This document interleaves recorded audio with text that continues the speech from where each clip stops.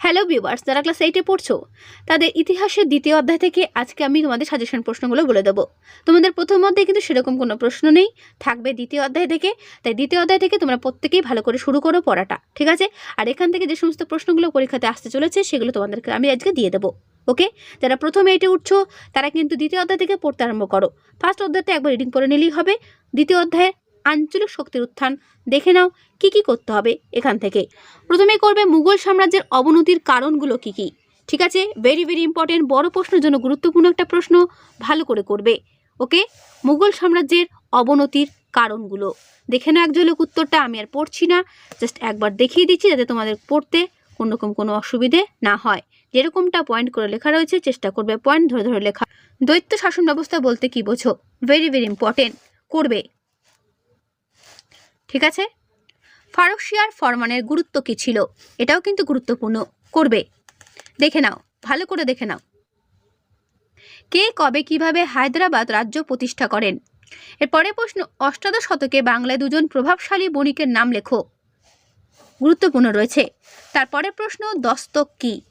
ঠিক আছে, তোমরা অনেকেই আমায় কমেন্টে জিজ্ঞাসা করো কোন রাইটারের বই কিনলে ভালো হয়। দেখো, তোমাদের ছায়া প্রকাশনের বই কিনতে পারো অথবা রায় মার্টিনের বই কিনতে পারো, দুটোই ভালো। তারপরে প্রশ্ন, ফারুখিয়ার ফরমানে দুটো শর্ত লেখো, ভেরি ভেরি ইম্পর্টেন্ট, করবে। পলাশীর লুণ্ঠন কাকে বলে? আলীনগরের সন্ধির শর্তগুলো কি ছিল? কোন মুঘল সম্রাট মুর্শিদ কুলি খানকে বাংলার দেওয়ান হিসেবে পাঠিয়েছিলেন? এই সমস্ত প্রশ্ন তোমাদের কিন্তু ফার্স্ট ইউনিট টেস্ট পরীক্ষাতে কিন্তু আসার মতো প্রশ্ন। তাই এখন থেকেই প্রিপেয়ার হতে শুরু করো যাতে করে তোমাদের পরীক্ষাতে কোনোরকম কোনো অসুবিধে না হয়। আর আমি যে সমস্ত প্রশ্নগুলো দিচ্ছি এর মধ্যেই পরীক্ষাতে প্রশ্ন আসবে, এটুকু 100% গ্যারান্টি। তাই এখন থেকে পড়তে শুরু করে দাও। মুর্শিদ কুলির আমলে শুভ বাংলার অর্থনৈতিক নিয়ন্ত্রণ ক্ষমতা কার হাতে ছিল? খোজা ওয়াজিদ কে ছিলেন? জগৎ শেঠদের মূল ব্যবসাটি কি ছিল? বণিক রাজা কাদের বলা হয়? মুর্শিদ কুলির পর শুভ বাংলার কার হাতে কিভাবে যায়? করবে। আলীবর্দী খান কার সেনাপতি ছিলেন? মহারাষ্ট্র পুরাণ গ্রন্থটি কে রচনা করেছিলেন? বাংলায় বর্গী আক্রমণকালে বাংলা নবাব কে ছিলেন? বর্গী আক্রমণ কাকে বলে? আলীবর্দী খান কবে মারা যান? 1724 খ্রিস্টাব্দে কে হায়দ্রাবাদ রাজ্য প্রতিষ্ঠা করেন? চিনকুলিজ খান কে ছিলেন? তারপরের প্রশ্ন, ফারুখিয়ার কাদের অনুকূলে ফরমান দিয়েছিলেন? কেন বাংলায় দেওয়ান মুর্শিদ কুলির ফারুখিয়ারের ফরমান নাকচ করার অধিকার ছিল না? বাংলার প্রথম স্বাধীন নবাব কে ছিলেন? বাংলার শেষ স্বাধীন নবাব কে ছিলেন? প্রত্যেকটা প্রশ্ন তোমরা খাতায় কিন্তু অবশ্যই লিখে নোট করে রেখো। অন্ধকূপ হত্যাকে কে অতিরঞ্জন বলে প্রমাণ করেছিলেন? এগুলো কিন্তু পরীক্ষাতে আসার মতো প্রশ্ন, খুব ভালো প্রশ্ন। কোন সন্ধির ফলে ইংরেজ কোম্পানি তার বাণিজ্যিক অধিকারগুলো ফিরে পায়? আলীনগরের সন্ধি কবে স্বাক্ষরিত হয়? বাংলার প্রথম গভর্নর জেনারেল কে ছিলেন? পলাশীর যুদ্ধ কবে হয়? মীর কাসিম কে? মুঘল সম্রাট ঔরঙ্গজেব কত খ্রিস্টাব্দে মারা যায়? Very very important. ঔরঙ্গজেবের শাসনকালে মুর্শিদ কুলি খান ছিলেন বাংলার কোন পদে? দেওয়ান। মুঘল সম্রাটের নিকট থেকে জগৎ শেঠ উপাধি পান কি? ফতেহ চাঁদ। ঠিক আছে। অন্ধকূপ হত্যার প্রচারক কে ছিলেন? হলওয়েল।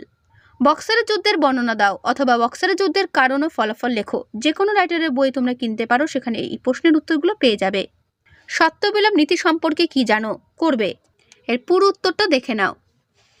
সত্যবিলোপ নীতি কে করেছিলেন? এটাও কিন্তু পরীক্ষাতে আসে। পরে রয়েছে অধীনতামূলক মিত্রতা নীতি, এটাও কিন্তু পরীক্ষাতে আসে। অধীনতামূলক মিত্রতা নীতি কি? করবে।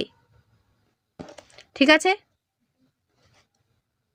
অধীনতামূলক মিত্রতা নীতি করেছিলেন লর্ড ওয়েলেসলি, খুব সুন্দর করে গুছিয়ে এখানে দেওয়া রয়েছে।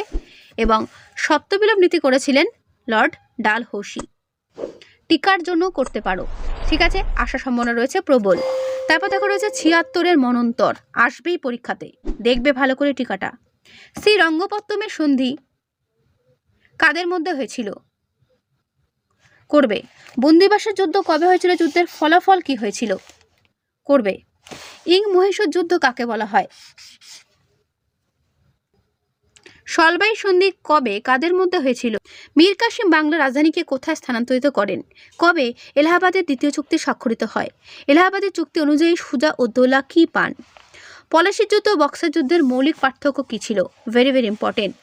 1765 খ্রিস্টাব্দে এলাহাবাদে কটি চুক্তি হয়েছিল? মুঘল বাদশাহ 1765 দেওয়ানি প্রদানের বিনিময়ে কি লাভ করেন? শেষ শক্তিশালী মুঘল সম্রাটকে? কোন গভর্নরের আমলে বাংলায় দৈত্য শাসন ব্যবস্থার অবসান ঘটে? কোন যুদ্ধগুলো মহীশূর যুদ্ধ নামে পরিচিত ছিল? মহীশূরের রাজধানী কোথায় অবস্থিত? কে মহীশূর শার্দুল নামে পরিচিত ছিলেন? বন্দিবাসী যুদ্ধ কবে হয়? কোন রাজ্য রক্ষা করতে গিয়ে টিপু সুলতানের মৃত্যু হয়? জোসেফ ডুপ্লে কে ছিলেন? কোন যুদ্ধে ফরাসিদের চূড়ান্ত পরাজয় ঘটে? 1802 সালে কাদের মধ্যে বেসিন চুক্তি স্বাক্ষরিত হয়? মারাঠাদের শেষ পেশোয়া কে ছিলেন? সলবাই সন্ধি কাদের মধ্যে হয়? কোম্পানির বণিকদের দস্তকের বেআইনি ব্যবহারের ফলে বাংলার অর্থনীতি কিভাবে সমস্যার সম্মুখীন হয়েছিল এবং নবাব মীর কাসিম কিভাবে এই সমস্যার সমাধান করেছিলেন? ভেরি ভেরি ইম্পর্টেন্ট প্রশ্ন। ঠিক আছে, এটা কিন্তু বড় প্রশ্নের জন্য গুরুত্বপূর্ণ করবে। ওকে, দেখে নাও একবার উত্তরটা। আমি এক ঝলক তোমাদের উত্তরটা দেখিয়ে দিচ্ছি, যাতে করে তোমাদের উত্তরটা পড়তে কোনোরকম কোনো অসুবিধে না হয়, যাদের বিশেষ করে বই নেই। ঠিক আছে, 1717 থেকে 1765 খ্রিস্টাব্দ পর্যন্ত বাংলা ইংরেজ শক্তির উত্থানের কারণগুলো লেখো। অর্থাৎ কী কীভাবে এরা উত্থান লাভ করেছিল, যতটা পারবে এই পয়েন্টগুলো ধরে ধরে লেখার। ঠিক আছে, তাহলে কিন্তু ভালো নম্বরও পাওয়া যাবে, লেখাটা দেখতেও সুন্দর লাগে। ওকে, এগুলো কিন্তু করবে। এখন তোমরা কিন্তু একটু বড় হয়েছো, 7-এর পড়া 8-এর পড়া কিন্তু অনেকটাই আলাদা, এবং পড়ার স্ট্যান্ডার্ড যেহেতু আলাদা, লেখার ধরন তোমাদের কিন্তু আগের থেকে অনেক চেঞ্জ করতে হবে। ইস্ট ইন্ডিয়া কোম্পানির সঙ্গে সিরাজউদ্দৌলার বিরোধের কারণগুলো কী ছিল? Very very important. কারণগুলো কি কি? নবাব সিরাজের অবমাননা, দস্তকের অপব্যবহার, ষড়যন্ত্রে মদত দান, সিরাজের দূতকে অপমান, দুর্গ নির্মাণ। তো এই সমস্ত কারণে কিন্তু সিরাজের মধ্যে সিরাজ নয়, ইস্ট ইন্ডিয়া ও সিরাজের সঙ্গে দ্বন্দ্ব হয়েছিল। তাই এই কারণগুলো কিন্তু এভাবে পয়েন্ট করে করে লেখার চেষ্টা করবে। ঠিক আছে, দেওয়ানির অধিকারের লাভের ফলে ব্রিটিশ বণিকদের মানদণ্ড কিভাবে রাজদণ্ডে পরিণত হয়েছিল? ভেরি ভেরি ইম্পর্টেন্ট প্রশ্ন, এটাও একবার করবে। তো তোমাদের আঞ্চলিক শক্তির উত্থান অধ্যায় থেকে এই হলো সাজেশন প্রশ্ন। পরীক্ষাতে তোমাদের এর বাইরে কোনো প্রশ্ন আসবে না, এটুকু গ্যারান্টি। তো তোমরা এখন তাই কিন্তু প্রশ্নগুলো পাওয়া মাত্রই মুখস্থ করতে আরম্ভ করে দাও। ঠিক আছে, এবং অবশ্যই টেক্সটটা ভালো করে পড়ার পরে প্রশ্নগুলো করো, তাহলে দেখবে পড়াটা আরও ভালো লাগবে এবং প্রশ্নগুলো পড়তেও তোমাদের কোনো রকম কোনো অসুবিধে হবে না। ঠিক আছে, তো আজকে এই ভিডিওটা আমি এখানেই শেষ করছি। দেখা হবে নেক্সট ভিডিওতে। ভালো থেকো সবাই। আর যদি ভালো লেগে থাকে আমার ভিডিওটা, তাহলে অবশ্যই একটা লাইক করো। ঠিক আছে।